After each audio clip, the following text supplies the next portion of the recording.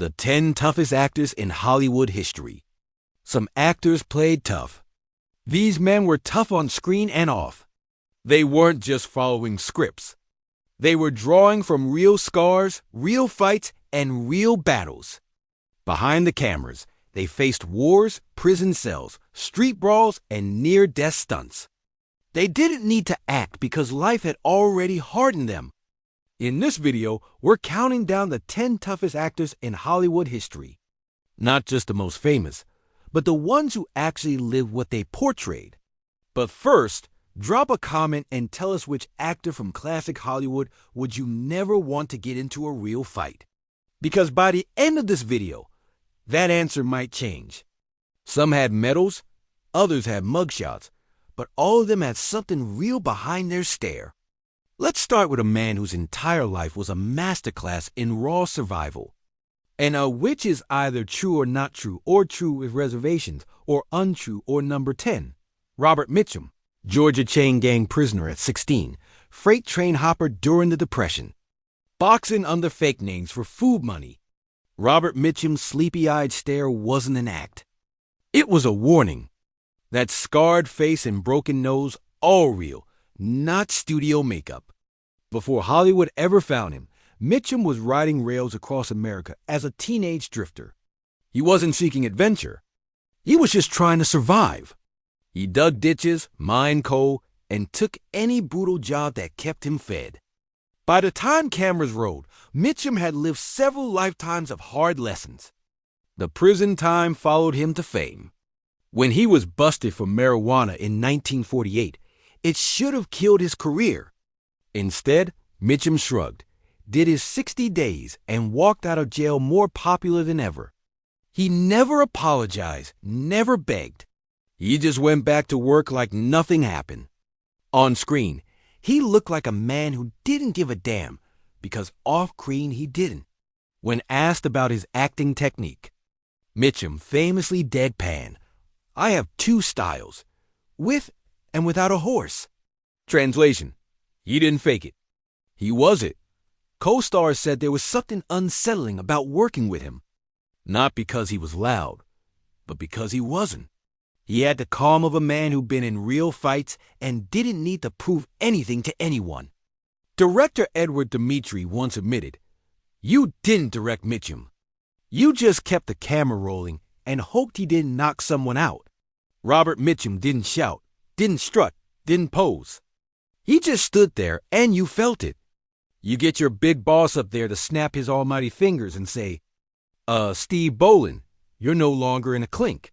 Number 9. Charles Bronson, coal miner at age 10. Purple Heart recipient, B-29 tail gunner. Flying bombing raids over Japan? Charles Bronson's silence wasn't a performance. It was a warning. Born into crushing poverty as one of 15 children in a Pennsylvania mining family, Bronson was working underground before most kids finished elementary school. Covered in soot, breaking his back hundreds of feet below the surface. That coal dust didn't just shape his body, it carved his soul. His childhood wasn't difficult, it was brutal. When World War II erupted, Bronson traded one deadly environment for another, serving as a tail gunner on B-29 bombing runs over Japan. He was wounded in combat, earned a Purple Heart, then came home to take whatever work would feed him. Short order cook, onion picker, part-time boxer. By the time Hollywood found him, Bronson wasn't interested in fame. He just wanted a paycheck. Directors quickly realized this wasn't a performer. He was the real article. His punches looked efficient because they were. He hit like someone who knew exactly where to strike to end the fight fast. Jan Michael Vincent, who worked with him on The Mechanic, said, "He just grabbed my shirt in a scene and I couldn't believe the strength." He wasn't pretending. When the Mafia allegedly sent death threats after Death Wish, the studio offered bodyguards. Bronson laughed it off. "I've lived too long. I've seen too much to be scared of that." What made Bronson unique was his absolute efficiency. He showed up, hit his marks, delivered lines like steel and left. No ego, no games, just raw presence shaped by a lifetime of survival. Bronson didn't wear a costume. He was the row. Every row, and you felt it. And I believe this. If tomorrow all of us, every single one of us gets out of bed and says, "This is my country, and I'm going to do good for it." Number 8. John Wayne. Broken ribs on set, lung removed, stomach cancer from radiation exposure. John Wayne wasn't just playing tough guys. He was enduring real pain while the cameras rolled. Before the cowboy hat and the draw, Wayne was born into the harsh reality of early 20th century rural America. He worked through college on pure physical strength, earning a football scholarship to USC through grit, not privilege. His early Hollywood years weren't glamorous. He was moving heavy props, building sets, and handling the backbreaking labor no one else wanted. His pain tolerance became legendary. During the Alamo, Wayne cracked several ribs performing a horse stunt. Instead of halting production, he simply wrapped his torso, took painkillers, and kept filming. No complaints, just determination. The true measure of his toughness came in 1964, when doctors removed a lung and 4 ribs after his cancer diagnosis. Most careers would have ended there, not Wayne's. Months later, he was back doing stunts in The Sons of Katie Elder, like nothing had happened. The most haunting chapter came during The Conqueror, FILMED downwind from a nuclear test site in Utah. The production exposed cast and crew to deadly radiation. Of the 220 people involved, nearly half developed cancer, including Wayne himself. He later died of stomach cancer, likely from that exposure. But he never stopped working, never complained, never slowed his pace. When director Henry Hathaway offered him a stunt double after surgery, Wayne stared him down and said, "Either I do my own stunts or you get someone else." That wasn't movie dialogue. That was who he actually was. Even his political opponents respected his physical courage.